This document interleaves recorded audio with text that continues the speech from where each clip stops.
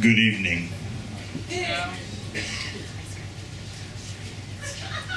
The name of this story is Jailbird.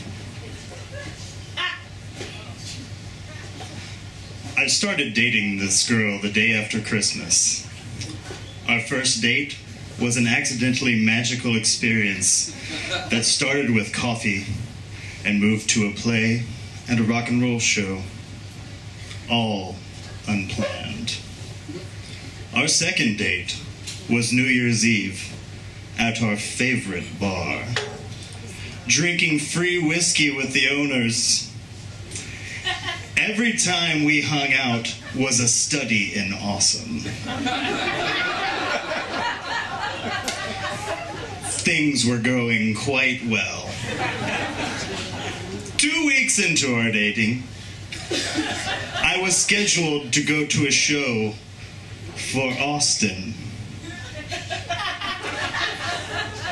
The night before I left, she met me up at Rudyard's after a show. We had a great time, then took our cars to her place to end the night with good old-fashioned lovemaking.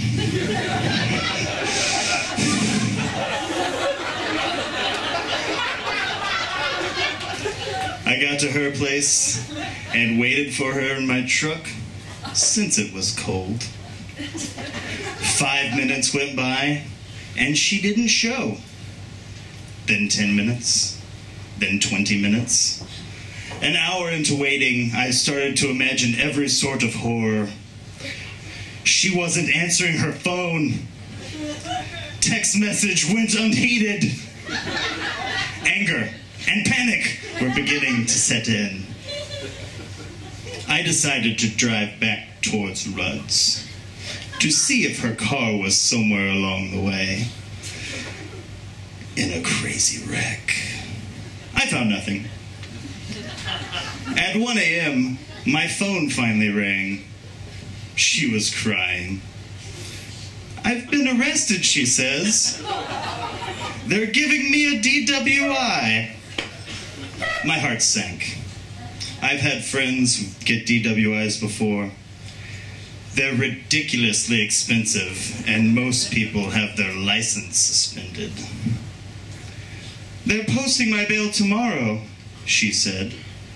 "Do you think you could come and get me?" "Of course," I said. "Thank you." "Hey." "Yes." "It's going to be okay." I couldn't think of anything else to say.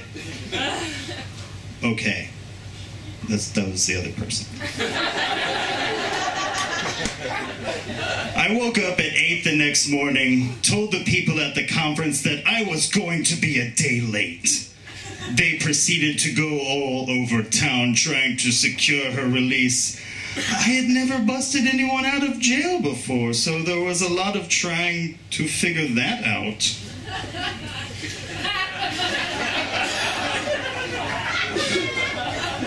Her bond was $500, which I didn't have at the moment because my paycheck hadn't cleared.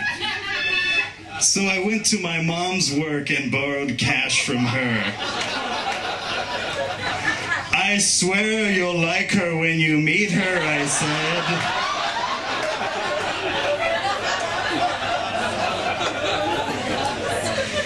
Jails are terrible on the inside. And the outside is comprised of quite possibly the biggest bureaucracy, bullshit, red tape I have ever faced. I spent most of the day on hold at one of the offices, standing in line at another, trying to figure out what the hell I was supposed to do. 8 a.m. turned to 10 a.m., turned to noon, to 3, to 5 p.m., and I was still no closer to getting her out, despite having the cash in hand.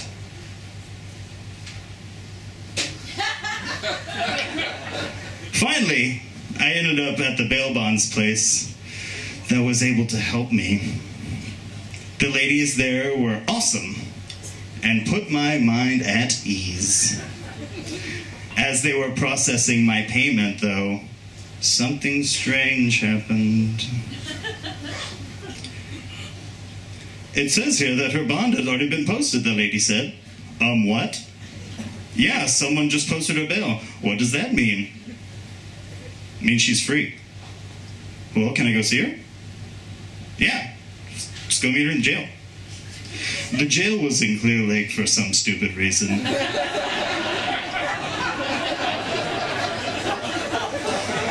I had been there about 5 times already that day, so it was a fairly quick drive, even in 5 o'clock traffic. When I walked in, I told them what happened, and they let me wait. About 5 minutes later, a dark-haired girl that looked related to my girlfriend walked through the door with some paperwork. Excuse me, I said? Wary as hell. Did you post my girlfriend's ball? She whirled her face around to me. Oh my God, you are Chris, she asked. Then I answered yes. I was met by the biggest hug I'd received in recent memory. She was my girlfriend's sister. She introduced me to her boyfriend. We spent the next hour, in parentheses, it took that long to process the paperwork for absolutely no reason, in parentheses, talking about comic books and getting to know one another. Finally, the door opened and my girlfriend walked out. I took her to the impound that her car was in, and we went back to her house so she could shower. We spent the night just kind of holding each other and talking. 2 months later, we broke up. It was kind of bad at first, but we got over it and became friends again. A few months later, she asked me to meet up with her at our favorite bar. When I got there, she had an expensive whiskey waiting for me. My case dismissed, she said. They determined after looking at the tape I had passed the sobriety test after all, and I have one more hearing to get my license back, then I'm done. She didn't lose her job. She didn't have to pay any more money. She was scot-free. Though we aren't together anymore, I felt a wave of relief. Is this what closure feels like?